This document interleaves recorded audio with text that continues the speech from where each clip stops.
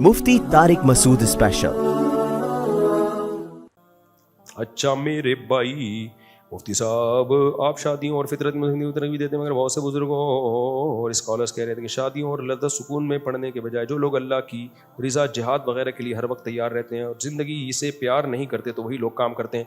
तो ये सुनकर समझ नहीं आता कि क्या करना है, क्या दुरुस्त है। मेरा खोपड़ा घूम जाता है, एहसास कमतरी होने लगती है। इनका कहना यह है कि आप शादियों की तरगीब देते हो, बच्चे पैदा करो, शादियां करो, नेचर वाली ज़िंदगी गुजारो। बाज़ उलमा कहते हैं कि फिर दीन के काम का नहीं रहेगा, आदमी जिहाद में जाओ, ये करो वो करो। भाई साहब, ये सहाबा जिहाद भी करते थे, दे दनादन शादियां भी करते थे। नबी से ज़्यादा किसी ने दीन का काम किया है? 9 बीवियां एट ए टाइम रखी हैं, क्योंकि दीन, शादियां छोड़ के दीन करना ये रहबानियत है। ये क्या है? ये पादरियों का फलसफा है। पादरियों के यहां एक भी शादी नहीं होती थी, दीन के लिए वक्फ करो। फिर उसके जो साइड इफेक्ट सामने आना शुरू हुए तो अब उन्होंने कहा कि शादी कर ले, उससे तो बहरहाल बेहतर है जो तू कर रहा है ना, ये कर ले। उन्होंने उन्हें इजाजत दे दी है। सारे पादरी नहीं, कुछ पादरी ऐसे गलत होते हैं। वजह उसकी ये कि इस्लाम सब चीजों को फोकस करता है, सब चीजों को फोकस करता है। तो इस्लाम ने दीन के काम के साथ साथ शादियां करने का हुक्म इसलिए दिया है। पहली बात, जिहाद में तो सबसे ज्यादा जरूरत है शादियों की, क्योंकि जिहाद में सबसे ज्यादा मुजाहिदीन शहीद होते हैं। अगर बाद वाले मुजाहिदीन शादियां ना करें तो उन बेवाओं का क्या होगा? उनके लिए ट्रस्ट बनेंगे, सारा चंदा जो जिहाद में खर्च होना था बेवाओं की कफालत में खर्च होगा। फिर उनकी इज्जतें कैसे? तभी सहाबा के दौर में ऐसे भी हुआ है, एक जंग में 10,000 मुजाहिदीन शहीद हुए हैं, उनकी बेवाओं का मसला कभी खड़ा नहीं हुआ। फौरन एक एक ने 2-2, 3-3 करके उनको निपटा दिया। वो शहीद हुआ, तीसरे ने कर ली। हमारी सोसाइटी में एक बंदा मर गया ना, उसकी बेवा का बेड़ा गर्क। तो जिहाद में तो ज्यादा जरूरत है शादियां करने की, ठीक है ना, ताकि उन बेवाओं को ठिकाना मिले। और दूसरी बात यह कि इस्लाम चूंकि सबको देख के हुक्म बनाता है, इस्लाम को 2 बातें और हैं। नंबर 1, बेवाओं का ठिकाना क्या होगा? औरतें भी तो पैदा हो रही है ना। अगर आप दीन के काम में लग गए, मिसाल के तौर पर आपने कहा मैं बदनजरी के खिलाफ बयानात करूंगा, जिना को सोसाइटी से खत्म करूंगा, मैं फुल जुट जाऊंगा, इसमें शादियां वादियां नहीं करूंगा मैं, तो आप कितना ही बयान कर रहे होगे ना, जब लड़कियों की तलाक होगी, बेवा होंगी, वो खुद जिना पे मजबूर होंगी। आपने, ये ऐसे है जैसे मैं चोरी की रोटी के खिलाफ बयान करूंगा, खाना नहीं खाने दूंगा, ताकि मैं पूरा बयान चोरी की रोटी के खिलाफ मेरा बयान जाए। दोबारा मिसाल समझाता हूं। मुझे किसी ने कहा मुफ्ती साहब तंदूरों से रोटियां बहुत चोरी हो रही हैं, लोग खाना निहारी चोरी करके भाग जाते हैं, लिहाजा आप इस पे बयान करो कि रोटियां लोग चोरी ना करें। मैंने कहा ठीक है, मैं अब शादियां नहीं करूंगा, कौम को चोरी से तौबा करवाऊंगा। मैं सारा बयान मैं किस पे करूंगा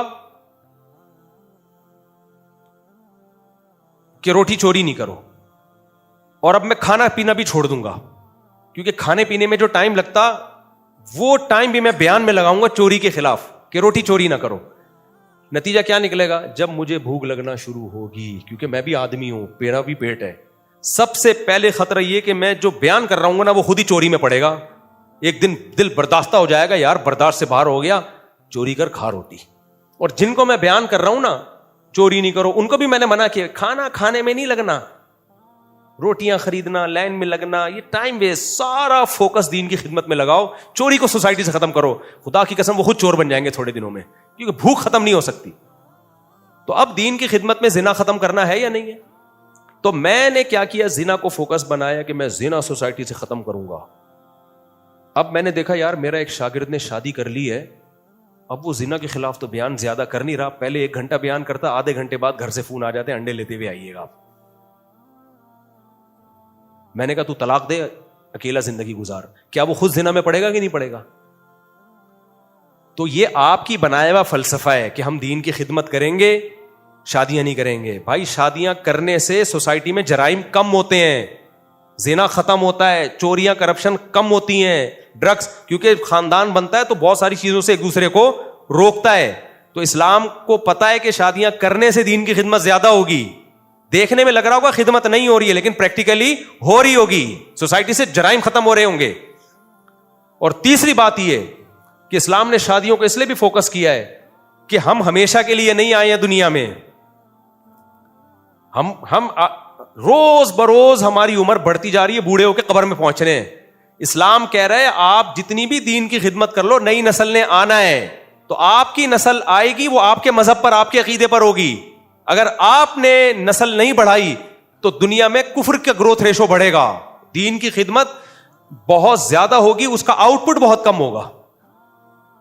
بات سمجھ میں آ رہی ہے؟ دین کی خدمت میں آپ کی محنت بہت ہوگی, آؤٹ پٹ کیا ہوگا, اگلی نسل میں بہت کم ہوگا. اور اگر آپ نے گروتھ ریشو بڑھا دیا, محنت آپ کی دین کے لیے کم ہوگی, آؤٹ پٹ بہت. ابھی مجھے ایک بات بتاؤ, اتنے سارے لوگ جو ہم مسلمان ہیں, پاکستان میں کتنی آبادی ہے؟ بس یہ بات کر کے بیان ختم کر رہا ہوں. 24 کروڑ. ان میں سے کتنے کروڑ مسلمان ہوں گے؟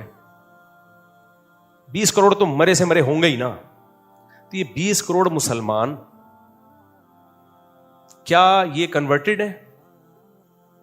کہ پتہ ہے کیوں ہے؟ ہمارے ماں باپ نے شادیاں کی اور بچے پیدا کیے, یہ اس لیے. سمجھ رہے ہو؟ اگر وہ اتنی نسل نہ بڑھاتے, دین کی خدمت میں لگے رہتے, آج ہم 10 کروڑ ہوتے. اور غیر مسلم اور مسلم کا ریشو کچھ وقت کے بعد جا کے برابر ہو جاتا. تو اسلام چاہتا ہے ریشو کس کا زیادہ رہے, کیونکہ آبادی میں جس کا ریشو زیادہ ہوگا کلچر اسی کا چلے گا.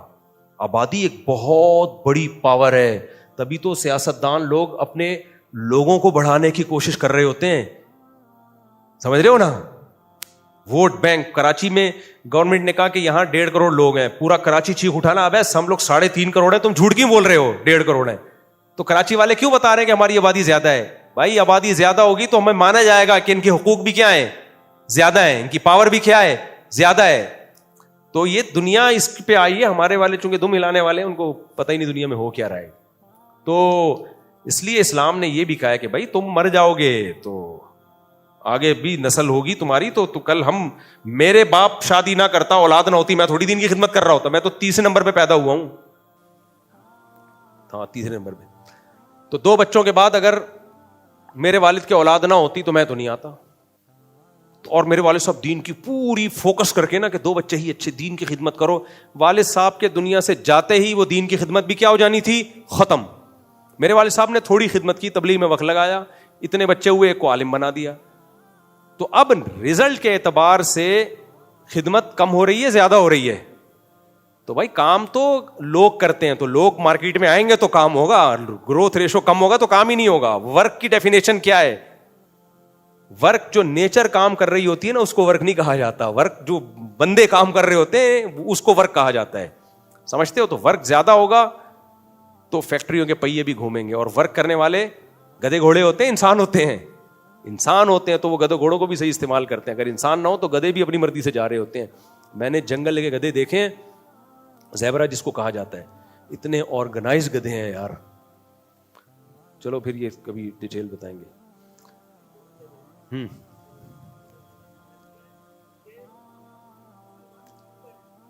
یہ بہت لمبا سوال ہے, یہ آپ جمع کرا دیں, میں تسلی سے پڑھوں گا اس کو, پھر آپ زبان سے بتا دیں مجھے. ہاں بلیاں ہاں بلیاں رکھی ہوئی ہیں. نہیں, بچے پر باپ کی اطاعت لازم ہے, اس کو چاہیے نکالے گھر سے. نہیں, بچہ غلط کر رہا ہے. اگر ابا کو گھر میں بلیاں پسند نہیں ہے تو بچے پر لازم ہے کہ وہ گھر سے باہر نکالے. بچے سمیت بلیوں کو گھر سے باہر نکال دیں, تھیلے میں بچہ بھی ڈالیں, بلیاں بھی ڈالیں, ان کو کہیں پہاڑ پہ رکھ کے آ جائیں. اب تو پھر تو ہم پولیس کا کیس, میں کیا کر سکتا ہوں, بچہ آپ کا ہے. نہیں, اس کو میرے پاس لے آئے, میں اس کو سمجھاؤں گا. تھیلے میں ڈال کے بلیوں کے ساتھ ہی لے آئے. دیکھیں اب جب باپ کا بھی فون نہیں اٹھا رہا تو میرا تو بچہ ہی نہیں ہے. جب باپ کی نہیں سن رہا تو میری کہاں سے سنے گا نا. میں دعا کرتا ہوں اللہ اس کو ہدایت عطا فرمائے.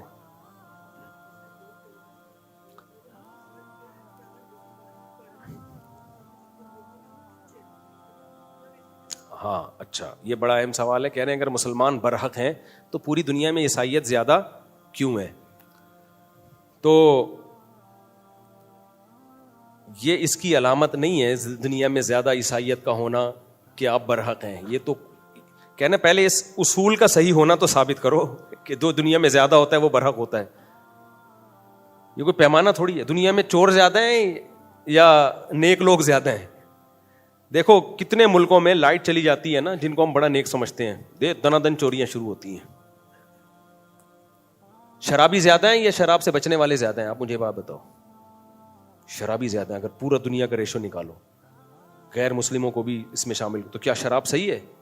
دنیا میں نکاح کرنے والے زیادہ ہیں یا زنا کرنے والے زیادہ ہیں؟ اب زنا کرنے والے زیادہ ہو گئے ہیں. کیا زنا کرنا ٹھیک ہے؟ تو یہ کوئی دلیل ہے ہی نہیں. اور دوسری بات, عیسائیت دنیا میں زیادہ ہے, لیکن پریکٹسنگ عیسائی دنیا میں 4-6 بچے ہوں گے. صرف اتنے عیسائی ہیں کہ ہم یعنی کرسچن ماں باپ کے یہاں پیدا ہوئے ہیں, منہ سے بولتے بھی نہیں اپنے آپ کو عیسائی, چرچ کبھی زندگی میں بھی نہیں گئے. مسلمان عیسائیت کے بعد دوسرا بڑا مذہب ہے, لیکن 99% پریکٹسنگ ہے. میں نہیں کہہ رہا 100% اسلام کو فالو کرتے ہیں, لیکن میجر حکام میں فالو کرتے ہیں. ہماری جمعے کے دن مسجدیں دنا دن بھری ہوئی ہوتی ہیں. رمضان آتا ہے, پوری دنیا کو پتہ چلتا ہے رمضان آ گیا ان کا. عیسائیوں کا رمضان پتہ چلتا ہے کبھی کب روزے آئے کب گئے. تو ہمارا تو پورا سیٹ اپ, پوری دنیا میں جہاں بھی جاؤ, جس مسجد میں امریکہ کینیڈا میں نماز پڑھی کہنے چرچ تھا, عیسائیوں نے ہمیں بیچ دیا کہ بندہ ہی نہیں آتا کوئی. تو پریکٹس کون کر رہا ہے؟ تو آپ یہ سوال ان پہ گھما دیں کہ پوری دنیا میں فالو سب سے زیادہ محمد صلی اللہ علیہ وسلم کو کیا جاتا ہے یا کرسچینٹی کو کیا جاتا ہے؟ تو آج صاف واضح ہے, فالو کس کو کیا جاتا ہے دنیا میں سب سے زیادہ؟ سید الانبیاء محمد صلی اللہ علیہ وسلم کو. عیسائی پادریوں کی داڑیاں نہیں ہیں, حالانکہ عیسیٰ علیہ السلام کی داڑھی تھی. عیسیٰ علیہ السلام نکاح کے قائل تھے, زنا کے قائل نہیں تھے. عیسائیوں میں زنا زیادہ ہے اور مسلمانوں میں نکاح زیادہ ہے. عیسائیوں میں شراب زیادہ ہے, مسلمانوں میں شراب سے بچنے کا ریشو زیادہ ہے. عیسائیوں میں چرچ جانے کا ریشو کم ہے, مسلمانوں میں مسجد جانے کا ریشو 20 گنا زیادہ ہے. عیسائیوں میں جو حضرت عیسیٰ کی تعلیمات تھی, ناخن کاٹنا, بغلوں کے بال صاف کرنا, زیر ناف بال صاف کرنا, یہ ساری تعلیمات حضرت عیسیٰ علیہ السلام کی بھی تھیں, کیونکہ حدیث میں آتا ہے یہ سب پیغمبروں کی تعلیمات ہیں. مسواک حضرت عیسیٰ علیہ السلام کی تعلیمات تھی. تو یہ ساری چیزیں آپ کو مسلمانوں میں ملیں گی. عیسائیوں میں تو میں نے بتایا کہ میں نے آسٹریلیا میں ایک آدمی نے بنیان پہنا ہوا تھا, میں نے کہا یہ جوتے کا ڈبہ نکالنا, جب اس نے یوں کیا ہے نا, تو ابھی میں افریقہ کے جنگلوں سے آیا ہوں, میں نے کہا ادھر کا ولاگ بننا چاہیے بھائی, ادھر جنگلوں کو بےہوش ہوتے ہوتے بچا ہوں میں. کسی قوم کا مذاق اڑانا مقصد نہیں ہے. یہ ساری چیزیں مسلمانوں میں زیادہ ہیں. مسلمانوں کی عید دیکھ لو, عیسائیوں کی عید دیکھ لو. مسلمانوں کی عید اسی طرح ہے جیسے 1400 سال پہلے تھی. عیسائیوں کی عید تبدیل ہو چکی ہے, تو کرسمس جس طرح سے ہو رہی ہے رات کے وقت, حالانکہ مذہبی تہوار ہمیشہ دن میں ہوتے ہیں, رات کو ہوتے ہی نہیں ہیں. تو ان کی تو سب کچھ فنش ہو گیا, ختم ہو گیا. ہمارا تو سب ایز اٹ از باقی ہے. ہمارے نبی کی تعلیمات باقی ہیں, ہمارے پاس قرآن باقی ہے, ساری چیزیں باقی ہیں. اور ہم حضرت عیسیٰ کو رسپیکٹ بھی ان سے زیادہ دیتے ہیں. ایک عیسائی نے مذاق اڑایا ایک دیوبند کے ایک عالم کا نا, کہ تمہاری کیا اتنی بڑی داڑھی. انہوں نے کہا کہ کیسا چہرہ بنایا؟ انہوں نے کہا ویسا جیسا عیسیٰ علیہ السلام کا چہرہ تھا ویسا بنایا ہے میں نے. ٹھیک ہے, تو پریکٹسنگ عیسائی تو بہت تھوڑے سے, ابھی میں نے وہ ایمش قوم ہے نا امریکہ کی, ان کا ولاگ بنایا تھا, تھوڑے سے روک رہ گئے پریکٹسنگ. پھر بھی ہم عیسائیت کو دوسروں کی نسبت فیور دیتے ہیں. اسلام کے سب سے زیادہ قریب اگر کوئی مذہب ہے تو وہ عیسائیت ہے. اور عیسائیوں میں کہ قرآن نے ان کی تعریف بھی کی ہے, ان کا دل نرم ہوتا ہے, ان میں اسلام میں کنورٹ ہونے کا ریشو سب سے زیادہ ہے. تو یہ دل بھی اسلام کا ہے. تو اس لیے پروپیگنڈے کی بات ہے اور کچھ نہیں ہے. اچھا بھائی, حنفی کیا لکھا ہے باقیوں 4 کیوں ہیں؟ فقہ صرف 4 کیوں ہیں؟ اور حضرات صاحبین بھی تو مجتہد تھے, ان کا اپنا فقہ کیوں نہیں؟ فقہ صرف 4 اس لیے ہیں, یہ ایسا ہی ہے کہ حدیث کی مشہور صرف 6 کتابیں کیوں ہیں؟ بھائی یہ تکوینی کام ہے, کہ ہوا ایسا ہی ہے, ٹھیک ہے نا. 5واں کوئی ایسا مجتہد آیا ہی نہیں ہے جس نے باقاعدہ فقہ کو مرتب کیا ہو, کیونکہ جب 4 فقہ مرتب ہو گئے تھے تو امت اس پہ جمع ہو گئی, 5ویں کی ضرورت رہی نہیں. داؤد ظاہری کا بھی مذہب چلا کچھ وقت تک, لیکن وہ ختم ہو گیا, اس میں اتنی اٹریکشن نہیں تھی, اتنی جان نہیں تھی. تو اس لیے یہ تکوینی کام ہے, اللہ کی طرف سے ایسا ہو گیا. یعنی یہ کوئی یہ ہے کہ حدیث کی اتنی کتابیں کیوں ہیں؟ بھائی لکھی جتنی ہیں اتنی ہوں گی نا, اس سے زیادہ ہے نہیں. اب کوئی مزید کتاب لائے گا وہ نہیں قبول کی جائے گی. تو اسی طرح 4 فقہ امام ائمہ مجتہدین نے مرتب کر لیے, امت نے اسی کو مان لیا, اب اس کی ضرورت نہیں رہی کسی 5ویں کی, کیونکہ وہ سب کچھ اسی 4 میں آ گیا تھا, اس لیے ضرورت نہیں رہی. وہ اہل حدیث حضرات نے میرا وہ کلپ بہت چلایا. میں نے کہا بھائی آپ بھی ایک 5واں فقہ مرتب کر لیں قرآن و سنت سے, تو جہاں چاہ رہے ہیں ہم 5واں بھی مان لیں گے, لیکن کوئی مرتب تو کریں نا, کوئی ترتیب تو ہو نا. اہل حدیث میں تو ہر شخص کی ایک الگ رائے ہے, وہ الگ فتویٰ, وہ الگ, اس سے تو امت کا بیڑا غرق ہو جائے گا.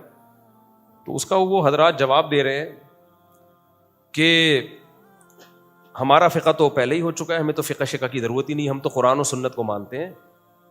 تو ابے بھائی یہ امام حنیفہ کیا تورات انجیل کو مانتے تھے؟ انہوں نے قرآن و سنت ہی سے ریٹن فارم میں ترتیب سے مسائل لکھ لیے, اس کو فقہ کہتے ہیں.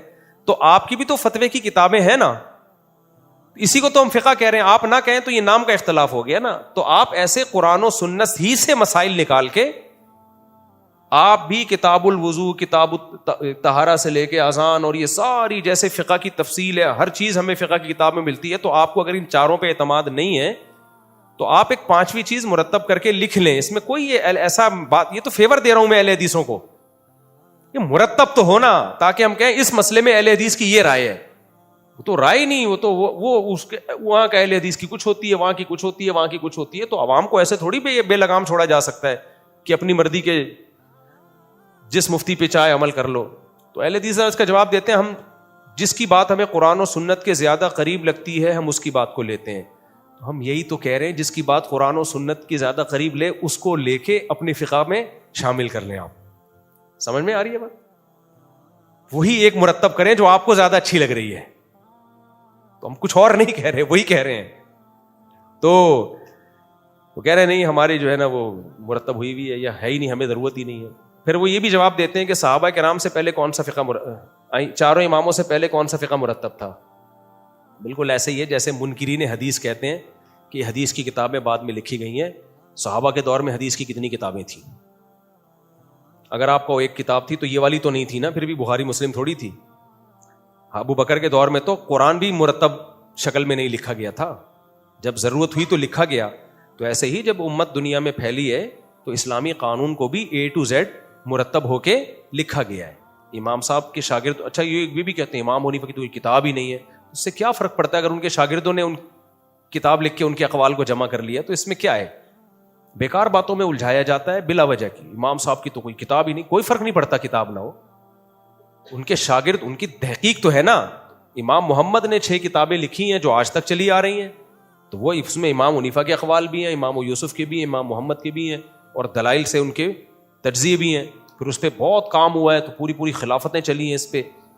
تو میرا یہ مطالبہ جو اہل حدیث حضرات سے ان کے فیور میں ہے کہ بھائی ہم مان لیں گے. بہت سے کیونکہ دیوبندی بڑی شدت برتتے ہیں اہل حدیث کے بارے میں, ان کو اہل سنت سے خارج کر دیتے ہیں. ہم تو خارج ہی نہیں کر رہے, لیکن ہم کہہ رہے ہیں امت کو بے لگام نہیں ہم ہونے دیں گے کہ وہ وہاں سے فتویٰ, وہ بہت سے اہل حدیث مجھ سے فتویٰ لے رہے ہوتے ہیں, مجھ سے پوچھ رہے ہوتے ہیں. میں کہتا ہوں مجھ سے کیوں پوچھ رہے ہو بھائی؟ کہہ رہے ہیں بھائی ہمیں جہاں سے بھی لے لیتے ہیں. تو یہ تو نہیں بات ہوئی نا کہ جہاں سے بھی مل جائے. کہتے ہیں ہمیں جو قرآن و سنت بیان کرے گا. آپ کو اگر یہ پتا چل رہا ہے کہ یہ اس کی دلیل صحیح ہے, اس کی دلیل غلط ہے, تو آپ خود مجتہد ہیں. پھر تو آپ کو کسی سے فتویٰ لینے کی ضرورت ہے ہی نہیں. آپ تو پھر خود بخاری سامنے رکھ کے فیصلہ کرو نا. آپ کیوں ایک وراثت کا مسئلہ یہ قرآن دیکھ کے نہیں بتا سکتے, مفتی کی ضرورت پڑتی ہے. آپ سورہ نساء میں یوصیکم اللہ فی اولادکم پورا رکوع ہے وراثت کی, اللہ نے مسائل بیان کیے ہیں. آپ کے ابا جب مرتے ہیں تو کیوں مفتیوں سے رابطہ کرتے ہو؟ قرآن کا ترجمہ پڑھو نا, بولو اللہ نے صاف بالکل واضح بتایا, پھر بھی نہیں سمجھ میں آتا پبلک کے. اس سے پتہ چلتا ہے قرآن میں جو مسائل کا علم ہے وہ آسان نہیں ہے. یہ جو قرآن نے کہا ہے نا وَلَقَدْ يَسَّرْنَا الْقُرْآنَ لِلذِّكْرِ فَهَلْ مِن مُدَّكِرٍ, ہم نے قرآن کو آسان کر دیا ہے. تو اس میں اللہ نے خود بتا دیا نصیحت کے لیے آسان کر دیا ہے قرآن کو. نصیحت, بعض و نصیحت کی باتیں آسان ہیں, جنت جہنم اور رشتہ داری جوڑنا صدقات یہ آسان ہے. مسائل آسان نہیں ہے قرآن میں. یقین نہ آئے تو طلاق کے مسائل نکال لو, پتہ چل جائے گا, دماغ سیٹ ہو جائے گا آپ کا. وراثت کے نکال لو, نماز پڑھنے کا طریقہ نکال لو قرآن سے آپ. تو اس کے لیے حدیث میں جانا پڑتا ہے, اور پھر حدیث سے آگے اجتہاد بھی ہے. اگر حدیث میں بھی سب کچھ ایکسپلین کر دیا ہوتا تو نبی یہ کیوں فرماتے اذا اجتہد المجتہد, جب مجتہد اجتہاد کرتا ہے اگر درست نتیجے تک پہنچے 2 اجر, غلطی کرے تو بھی 1 اجر. اس کا مطلب اس میں غلطی کا بھی امکان ہے. تو یہ پورا ایک قرآن حدیث اور فقہ مل کے اسلام مکمل ہوتا ہے. تو قرآن حدیث تو ہم سب کے سامنے آگے, اس میں فہم کہ اس سے نکالا کیا جا رہا ہے, تو وہ جو فہم ہے وہ ہم کہتے ہیں مجتہدین کی فہم آج کے مولویوں کی رائے پر مقدم ہوگی. اور اگر اہل حدیث کا خیال یہ کہ نہیں ہم ان کی فہم, اپنی فہم کو ان کی فہم پہ ترجیح دیں گے, تو ٹھیک ہے آپ دے دیں, لیکن پھر ایک ریٹن فارم میں مرتب کریں, اپنا ایک سلیبس بنائیں, اور پھر سب اہل حدیث اس کو مانیں. جیسے فقہ حنفی پوری دنیا میں, شام میں جاؤ, ترکی میں جاؤ, سعودی عرب میں جتنے حنفی ہیں, اور افغانستان, ازبکستان, سب کا ایک فقہ ہے, سب کے مدرسوں میں ایک ہی سلیبس ہے. افریقہ میں جاؤ, شافی فقہ پوری دنیا میں ایک ہے, مالکی فقہ پوری دنیا میں, یہاں سے چند مسائل میں اختلاف ہوتا ہے جو جدید ہے, قدیم میں تو نہیں ہے اختلاف, اور اگر اختلاف ہے بھی تو یہ پتا ہوتا ہے اس میں فتوے والا قول کون سا ہے. کتابوں میں تو بہت اختلاف ہے لیکن فتویٰ ایک پر ہی ہوگا. لیکن اہل حدیث حضرات میں ہر آدمی مجتہد بنا ہوا ہے. وہ 3 سال پڑھ کے بھی, میں افریقہ گیا 8 سال وہاں پڑھا رہے ہیں, تو وہاں بھی کچھ اہل حدیث کے مدرسے ہیں جو اہل حدیث کی نہیں کہتے اپنے آپ کو, وہ وہیں کے کچھ الگ ہی چیزیں ہیں, وہ بھی ڈائریکٹ کہتے ہیں وہ 3 سال میں مجتہد بنا رہے ہیں. وہ صحیح ہے نا, ہمارا 8 سال میں مجتہد نہیں بن رہا, وہ فقہ کا پابند ہے, اور وہ 3 سال میں مجتہدین بن رہے ہیں. تو ہر شخص ایک راکٹ بنا ہوا ہے, ہر شخص ایک بم بنا ہوا ہے, کسی بھی وقت کچھ بھی فتویٰ دے سکتا ہے. وہ یہ اسلام کا نقصان ہوگا. تو اہل حدیث میں جو علماء ہیں جو یہ سمجھتے ہیں کہ ہمارے اندر اجتہاد کی صلاحیت ہے, ہمیں کسی کی اتباع نہیں کرنی ہے, تو نہ کریں. وہ آپ اگر سمجھتے ہیں, پبلک کو آپ وہ راستہ بتائیں جس میں امت کا اتحاد. پبلک کو آپ یہ بتائیں بھائی میری رائے تو یہ ہے, لیکن چونکہ اس میں مجتہدین کی رائے کچھ اور ہے, تو قرآن و سنت تو انہوں نے بھی سمجھا, میں نے بھی سمجھا, میری رائے یہ ہے. اب اگر آپ کو مجتہدین کی رائے صحیح لگتی ہے آپ اس کو فالو کرو, تو میں تو یہی کہوں گا بھائی میں تو اپنی رائے پہ بھی مجتہدین کی رائے کو ترجیح دیتا ہوں. پھر اہل حدیث کہتے ہیں ہم اپنی رائے نہیں لیتے, ہم سلف کی رائے کو لیتے ہیں. ہم قرآن و سنت میں اپنی نہیں اسلاف کی رائے کو لیتے ہیں. یہ بھی غلط ہے. اسلاف کی رائے کو سب سے زیادہ ان 4 اماموں نے فالو کی ہے. اگر آپ اسلاف کی رائے کو لے رہے ہوتے تو پھر آپ عورتوں کی سمٹ کے نماز کے قائل ہوتے, مردوں کی طرح نماز کے قائل نہیں ہوتے, کیونکہ اسلاف عورتوں کے سمٹ کے نماز کے قائل تھے. اگر آپ اسلاف کی رائے کو آپ لے رہے ہوتے تو آپ 20 رکعت تراویح کے قائل ہوتے. 20 کے قائل نہ بھی ہوتے تو کم سے کم 16 کے قائل ہوتے آپ, کیونکہ اسلاف میں ہمیں 8 رکعت تراویح پڑھنے والے لوگ نہیں ملتے.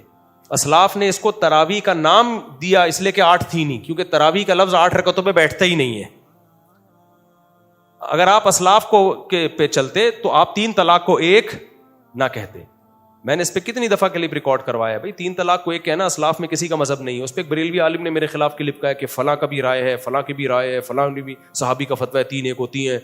تو اتنے کمنٹس میرے خلاف نیگیٹو کہ مفتی صاحب نا پھینکنے کے ماہر ہیں, اتنی بڑی بات کر دی, حالانکہ انہوں نے تو اتنے حوالے دیے. بھائی انہوں نے نام بتائے ہیں, کوئی سند نہیں پیش کی ہے. میں بھی کہہ دوں عبداللہ بن مسعود 3 کو 1 کہتے تھے, عبداللہ بن عباس 3 کو 1 کہتے تھے, حضرت اکرمہ 3 کو 1 کہتے تھے, فلاں 3 کو 1. لوگ کہیں گے ابے اتنے حوالے دے دیے. ابے سند تو دکھاؤ کہاں ہے, یہ کس نے لکھا ہے اور اس کا ریفرنس کیا ہے. کوئی ریفرنس نہیں ہے. کوئی بھی کہتا ہے نا ابن عباس 3 کو 1 کہتے تھے یا فلاں 3 کو, کوئی بھی نہیں ہے. کوئی سند دکھا دے. ضعیف سند کیا, سند ہی نہیں ہے سرے سے. صحیح ہے نا, ایسی ہوائی باتیں ہیں. تو دعویٰ کرنا آسان ہوتا ہے, باتیں کرنے پر گورنمنٹ کی طرف سے کوئی پابندی نہیں ہوتی. لا يعجبنك من خطیب خطبۃ حتی یکون مع الکلام دلیل. شاعر نے کہا ہے کہ کسی خطیب کا خطبہ, اس کا اسٹائل تمہیں دھوکے میں نہ ڈالے جب تک کہ اس کے اپنے دعوے پر اپنی بات کے ساتھ دلیل پیش نہ کر دے. تو وہ دلیلیں دے رہے ہوتے ہیں. فلاں دیوبندی نے بھی لکھا 3 1 ہوتی ہیں, اور فلاں صحابی کا بھی رائے تھی, اور فلاں محمد بن اسحاق کی بھی رائے تھی کہ 3 1 ہوتی. محمد بن اسحاق امام کب سے ہو گیا فقہ کا بھائی؟